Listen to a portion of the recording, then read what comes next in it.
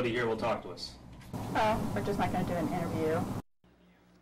Tonight, more fallout over the Medstar mess. Estero Fire and Rescue firing back after county officials said they made a mistake by calling a helicopter to transport victims of a car crash. 4 Corners' Mike Mason is here to explain why Estero says it was only following protocol.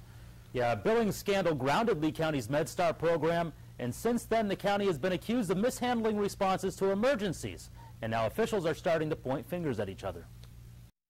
Officials at Estero Fire and Rescue not too happy after being accused of making a mistake by requesting the help of a helicopter after a serious collision. It happened early Friday when 2 teens struck a power pole with their truck.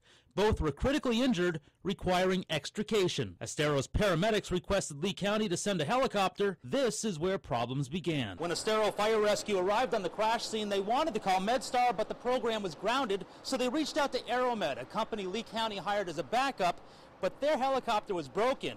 That's when they reached out to Bayflight in Sarasota and Collier County's Medflight as well. But by that time, the 2 teens were ready to be transported to the hospital by ambulance. But now public safety officials claim a helicopter wasn't even necessary in this case, since the incident did not meet the Lee County guidelines for air transport because a chopper is only sent for patients that exceed a ground transport time of 30 minutes. That is Estero Fire Rescue firing back, saying, in accordance with air transport guidelines, Estero Fire Rescue immediately requested air medical transport due to the nature of the crash. Records show it took up to 28 minutes just to extricate both crash victims. Former Medstar pilot Arnold McAllister says, according to county protocol, a helicopter would have been sent since the injuries were so critical. Could have landed there and shut down at the scene and waited for them to be extricated. The helicopter could have been launched in probably 5 to 6 minutes. But since Medstar was not available, the scene was utter confusion. Records show after the first 911 call was made, it took up to 53 minutes to get the second patient to the hospital.